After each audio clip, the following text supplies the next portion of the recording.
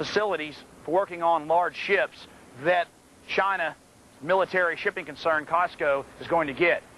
We talked to Ernie McBride, Naval Intelligence here, and he told us that we'd have to call the Navy and get permission to get in. Well, I did that 3 weeks ago and never heard back from them, even though I called the Navy about 15 times. So remember that. Your government, which pretty much at the top level is selling out, thinks there's no problem with the communist Chinese that treat their people like slaves, are gaining our strategic military bases and ports all over this country. But the people on the ground that are actually in the military and are guarding and protecting this place, they think it's terrible because they've got some common sense, because they haven't been paid off like your president has. Again, we have been denied access to this facility. Why is there this obsession in our federal government with weakening our Constitution? Why do these lackeys from Harvard and Yale and other places dislike America so much and are so willing to weaken America so their friends in Europe can control the world? Because that's what it's all about. Make no mistake, this is about weakening America so that the Eastern establishment, which is allied with the European empire, can continue to flourish. This is real politics, not what you're taught by the mainstream media, which are nothing but propaganda bureaus of the corrupt establishment. I'll get in trouble if I talk anything. Really? I know, that's understandable. They tell us not to say anything. They do? Yeah. So you're not supposed to talk about how the Chinese are fighting tooth and nail to get our only deepwater port on the western side of the United States? We can't say anything. Well, thank you for at least being a patriot and saying that you don't like it. Thanks a lot. We can show you from outside the base, across the small bay, but it's still hard for you to understand, and for us to understand, the enormity of this port complex and shipyards that's just being handed over, again, to the communist dictatorship in China. Take a look. Endless. As far as the eye could see, with conning towers and deepwater ports and shipyards and big oil tank facilities for refueling, they've got it all. Ports are power. Wars have been fought over ports, and we're just giving them to them. It's insanity. That's not really insanity. We're being sold out. Our politicians don't care about America. They've been taught the international language of trade. Sell your country out. I'll assure you China and Germany and Japan and England aren't selling out their ports, their military shipyards. This is very dangerous. This is a strategic point in the United States of America. We left San Diego, but we're not done exposing what's going on with the communist Chinese here inside our nation. In fact, communist is too kind a word for them, that pseudo-political term, that excuse for slavery. It's just called a slave system. And on our way to the high desert to expose what's going on at George Air Force Base, Costco trucks. Yes, we saw no less than 3 Costco trucks bringing in slave goods from the ports on our western seaboard. Well, you're fixing to see George Air Force Base. You're fixing to see Adelanto in Victorville, California, where they're moving in, where they're building 20 mini-malls for slave goods. We're going to talk to the city manager of Adelanto. We're also going to visit these mini-malls. And then we're going to give you a brief intelligence report about exactly what the entire scope is and what the plans are and who the Communist Chinese are working for. We're now here in Southern California at a little town called Victorville, where George Air Force Base is located. The Chinese have been attempting to acquire the Air Force Base, and we're told may still acquire it. But that's not going to stop them bringing in their slave goods from their over 30 million political dissidents in slave labor camps. Right here, this is the first, we're told by the workers, of 20 such wholesale markets where slave goods will be brought into the U.S. and sold at discount prices to retailers.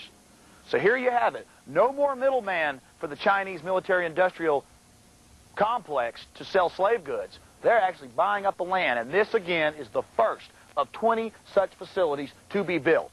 Now we're fixing to go down to the courthouse and get the actual records.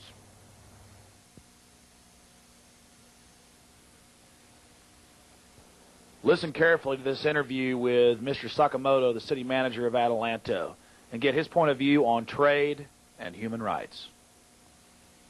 So the town's kind of taken a hit since the base Very closure. bad. Yeah, our unemployment last month was 15.5%. Can you tell us any details? And I see behind you in y'all's local newspaper, it says massive trade center breaks ground. And they had purchased a piece of property in Adelanto and proposed the development of 1 million square feet of import-export center type operations to be built here in the community. And the project was approved by the Planning Commission and then subsequently approved by the City Council, strictly around building and zoning type requirements.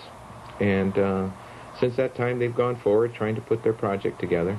A question about, you said that it's bringing jobs to the area, to this group of small towns here in the George Air Force Base that's been shut down. When was George Air Force Base closed? 1992, December. 1992. That was when all that big base closure stuff came through? Correct.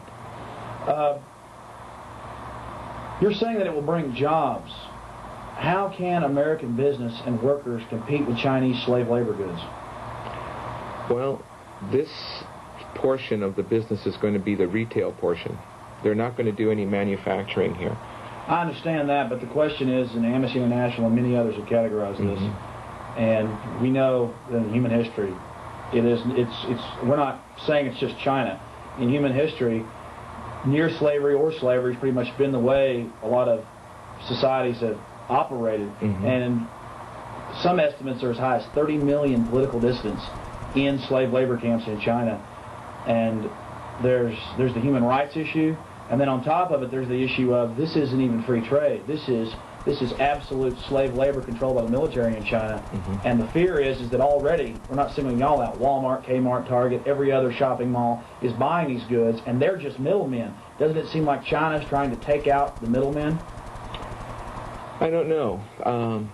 I leave the State Department and foreign trade to the federal government because that's their purview and not ours. Well, you were asking a question, and I think your question's well taken in terms of the issue of the human rights abuses that are allegedly taking place in China. I haven't seen them, so I can't speak to them directly. I know our central government, our foreign affairs departments have indicated through any number of their statements that are made that they're likely, or just as likely, concerned as we are in the city of Adelanto for those types of abuses that are taking place there. From our perspective as a city, with virtually 30% of the people in our community on public assistance, my job is to try to provide as many jobs for them as I can possibly provide. The stream of products that's coming here from companies like Nike, Hewlett-Packard, IBM, all of whom have businesses in China now and are producing products in China and bringing them back here to the United States to market them. It's really difficult for a community the size of Adelanto to make a determination as to the difference. You make a good point in terms of cutting out a middleman someplace, and is that proper or is that advantageous? I don't know. It's a real difficult call, because obviously the corporate giants at IBM, Hewlett-Packard, General Electric, all of them who are in mainland China now with factories that are producing goods, are hopefully producing a product where they're paying a good wage to the people who are there and making sure that the people who are working there are receiving the best kind of care that they can. But nonetheless, products are consistently coming from China. I mean, you said it yourself. You can't go to Kmart, Walmart, Target. You can't go to any of those stores without tipping a box upside down and seeing that the product is made in China. I spoke to a Chinese businessman recently who came to visit here, and his statement to me was very simple. His statement was, I would like to pay my people more money. I would like to pay a decent wage.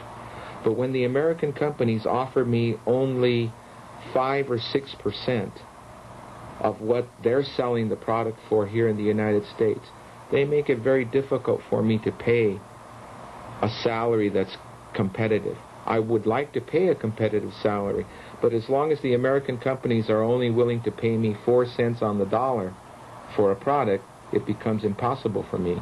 You see in our Congress